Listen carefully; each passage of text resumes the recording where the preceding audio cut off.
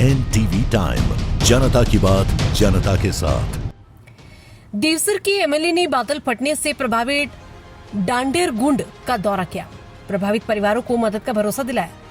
देवसर के एमएलए पीरजादा फिरोज अहमद शाह ने बुधवार को देवसर के डांडेर गुंड इलाके का दौरा किया, जो बादल फटने से प्रभावित हुआ। तो उन्होंने रात भर हुई बारिश के बाद अचानक आई बाढ़ से हुए नुकसान का जायजा लिया। दौरे के दौरान एमएलए ने घरों, पशुशालाओं, खेती की जमीन और मवेशियों को हुए नुकसान का निरीक्षण किया। उन्होंने बशीर अहमद लोन को कुलगाम जिला प्रशासन की ओर से राहत का चेक भी सौंपा, जिनकी पशुशाला बादल फटने से क्षतिग्रस्त हो गई थी और प्रभावित परिवारों को हर संभव मदद का भरोसा दिलाया। मीडिया से बात करते हुए पीरजादा फिरोज अहमद शाह ने कहा कि पिछली रात हुई भारी बारिश से डांडे गुंड और आसपास के गांव में काफी नुकसान हुआ है। उन्होंने कहा कि जैसे ही मुझे प्रभावित इलाकों से फोन आए, मैंने तुरंत कुलगाम के डिप्टी कमिश्नर और तहसीलदार से संपर्क किया और आज सुबह हम सभी ने स्थिति का जायजा लेने के लिए इलाके का दौरा किया। एमएलए ने बताया कि अचानक आई बाढ़ में एक पशुशाला पूरी तरह क्षतिग्रस्त हो गई और मवेशी बह गए। उन्होंने कहा कि प्रभावित परिवारों को तत्काल राहत तो है, लेकिन नुकसान काफी बड़ा हुआ है और मदद की जरूरत है। उन्होंने लोगों को भरोसा दिलाया कि वे प्रभावित परिवारों के लिए उचित मुआवजा और राहत सुनिश्चित करने के लिए मुख्यमंत्री उमर अब्दुल्ला के सामने मामला उठाएंगे।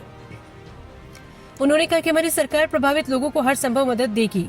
खेती की जमीन को भी नुकसान पहुंचता है और ये सुनिश्चित करने की कोशिश की जाएगी कि किसानों को उचित राहत मिले। और इस निर्वाचन क्षेत्र का चुना हुआ प्रतिनिधि होने के नाते में अपने निर्वाचन क्षेत्र विकास कोष CTF से भी मदद करूंगा। एमएलए ने सुबह प्रभावित इलाकों में पहुंचने और स्थिति पर तुरंत कार्रवाई करने के लिए कुलगाम के डिप्टी कमिश्नर और जिला प्रशासन का आभार व्यक्त किया।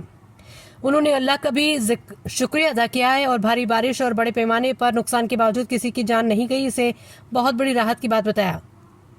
कर रहा था, यहाँ पे बहुत ज़्यादा बारिश हुई और जब मुझे यहाँ से फ़ोन आया कि यहाँ पर नुकसान हुआ तो मैंने उस वक्त जो हमारे डिप्टी कमिश्नर साहब से उनसे बात की, यहाँ के जो हमारे तहसीलदार साहब उनसे बात की और आज सुबह हम तीनों यहाँ पर मौके पे पहुँचे। हमारे से डिप्टी कमिश्नर साहब भी थे। हम जहाँ पर मौके पे पहुँचा तो हमने खुद भी देखा कि बहुत ज़्यादा नुकसान हुआ इस इलाके का।